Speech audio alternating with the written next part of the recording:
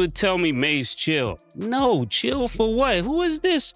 I got your keys to your Rolls Royce. I got your keys to your McLaren. There is a difference coming into the city as our friend versus by yourself. It's plenty ways you can get in touch with me. Man, don't get on no internet and do nothing publicly. Don't do nothing dealing with no publicity. None of that pussy and shit. So, 50 Cent is out here losing it. Things got real messy after Jay Prince leaked some wild paperwork accusing 50 of being a snitch. And now it's looking like Jay Prince might have finally picked the wrong fight. People are side-eyeing 50 hard, especially since he's been calling Big Meech a snitch. But now folks are saying he might have been doing the same thing behind the scenes. Jay Prince didn't stop there. He allegedly faked some documents claiming 50 was working with the feds too. Yep, you read that right? Faked them. That's what folks are saying, at least. But 50 wasn't about to sit back and take it. He came for Jay hard, calling him a straight-up liar, a fake tough guy, and a bully who gets rich off scamming young rappers. 50's blasting him for hiding behind a fake gangster image while allegedly robbing artists blind. Now people are sitting here like, wait, is there a chance 50 really did snitch? And if not, why would Jay Prince go so far to spread a lie like that? What's the motive? Either way, this whole thing is wild, and you better buckle up because we're about to dig into all this juicy drama. So now, word on the street is, 50 Cent is going all in on Big Meech and refusing to let up. He's keeping the pressure on heavy, still pushing those snitching claims like he's got something to prove. Oh, because, be throwing rocks and hiding their hand, right? They be throwing rocks and hiding their hand. And this beef has the whole internet split down the middle. Some folks are saying 50 has no business calling anybody a snitch when there's rumors about him too, while others are convinced Big Meech really is a rat in the rap game. Things got even crazier when rapper Top 5 jumped into the mix. He hit the timeline with a fiery post, dragging Big Meech for sliding into his DMs. He didn't hold back, straight up called him a rat and then tagged 50 Cent. This fucking rat thought he could DM me and tap in. Yo, 50 Cent, come get this fake 6-year-old kingpin out of my fucking DMs, nigga. Should've worked a regular job like my father, nigga. Big Meech, Big Screech. Yo, Lil Meech, call me Lil. Everybody knows how 50 Cent gets down. No one wants to end up on his bad side, but at the same time, nobody wants to look like a straight-up yes man either. Still, some people are bold enough to come at him directly.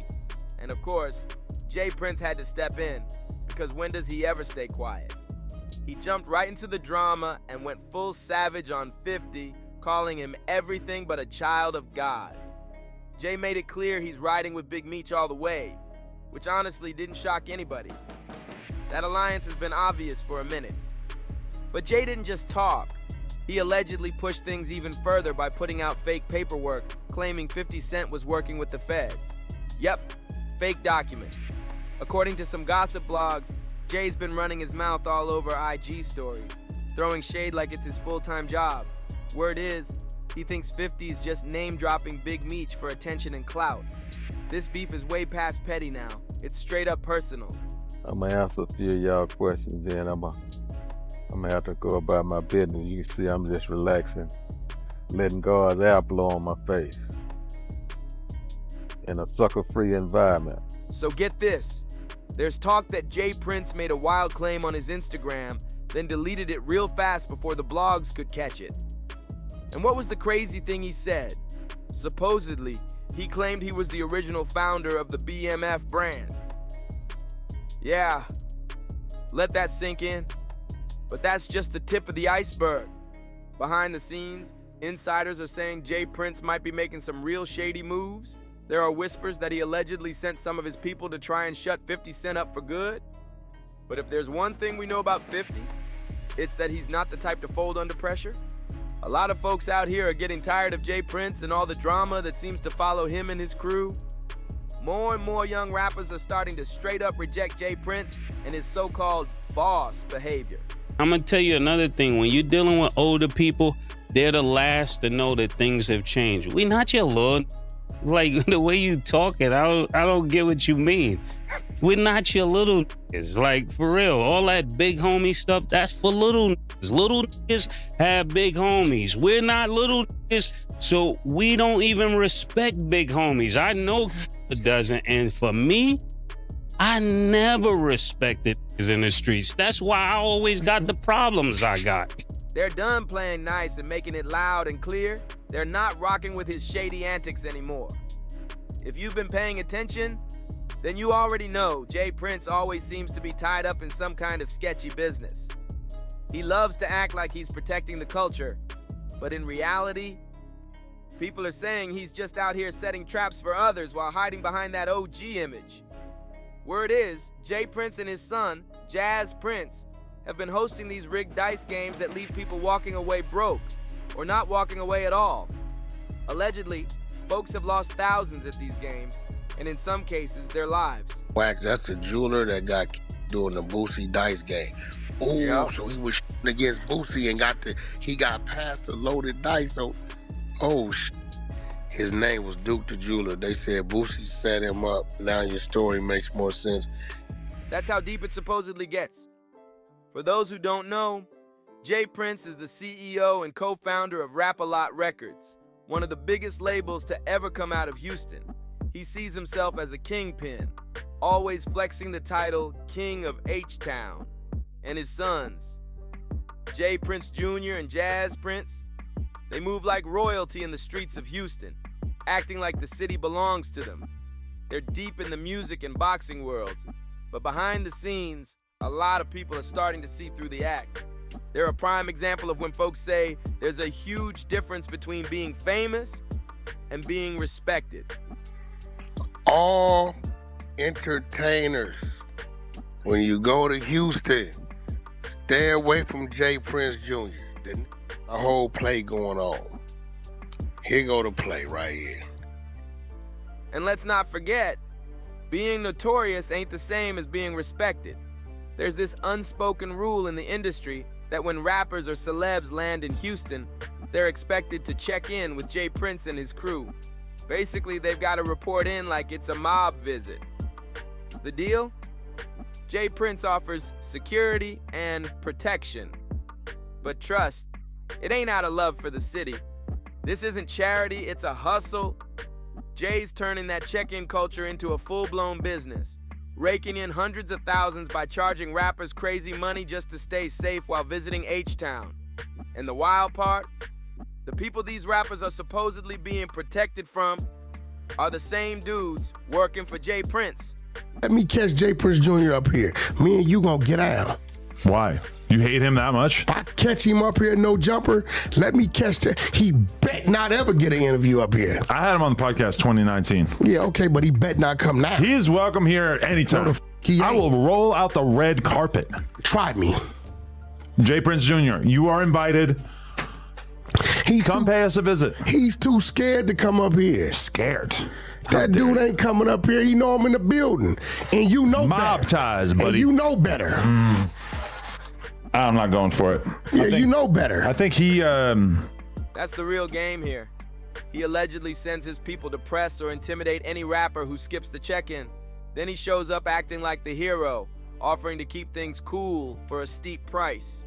It's a dirty cycle where he creates the problem and sells the solution. That move is straight out of a street playbook. And if that wasn't shady enough, let's not forget the whispers still floating around about those rigged dice games. More scams and more traps. Jay Prince's name keeps popping up, and it's never for anything clean. Jay Prince and his son Jazz Prince have been running these high-stakes dice games in Houston, and people are starting to see them for what they really are.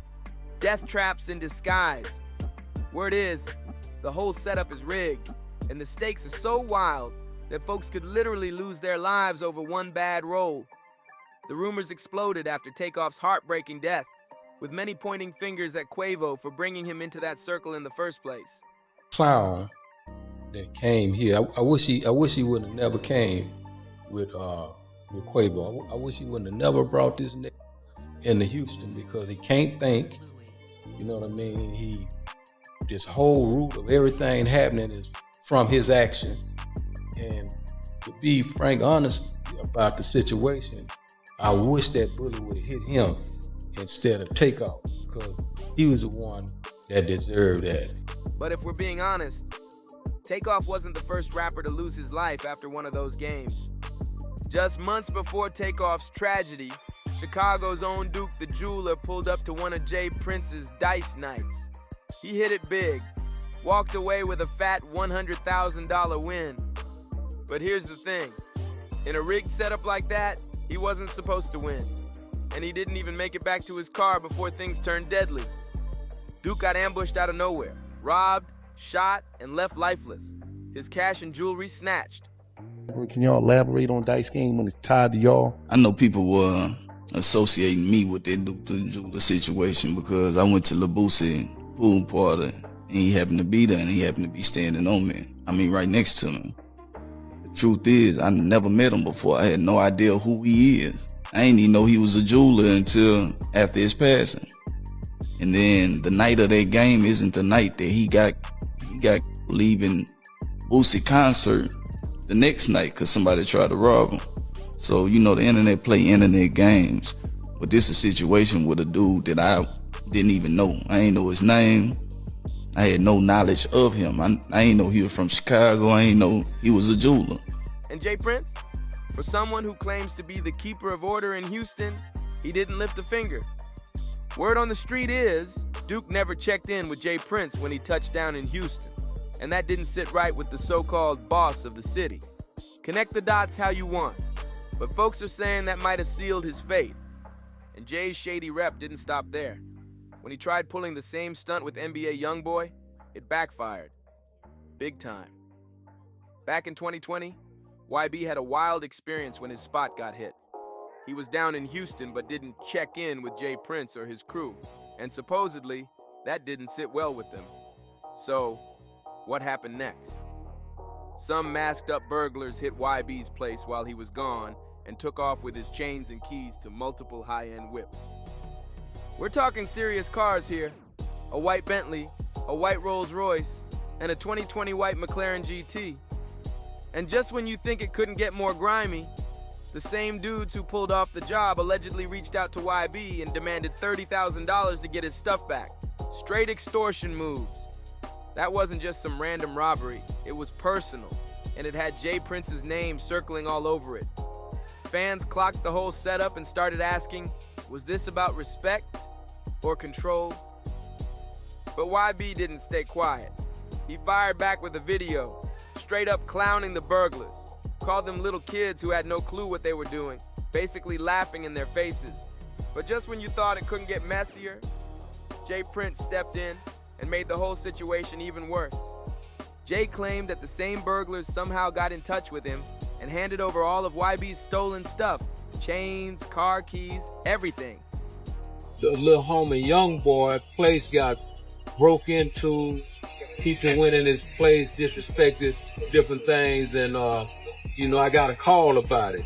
And the little homies that went into this place want to make that right because they understand that, you know what I mean, YoungBoy family is okay with me. And as you can see, homie, to make a long story short, I got your keys to your Rolls Royce.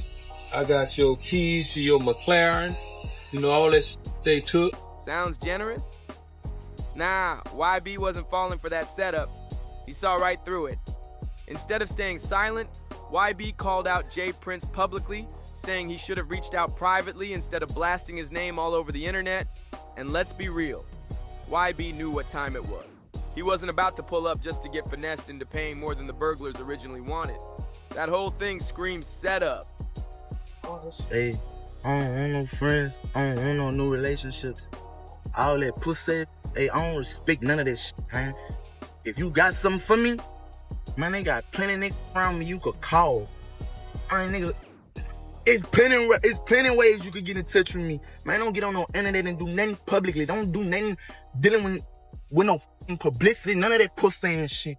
And I'm good on them keys, gangster. When you buy shit cash, two keys come with the car anyway. Mind your f***ing business, man. And it's not just YB calling Jay Prince out.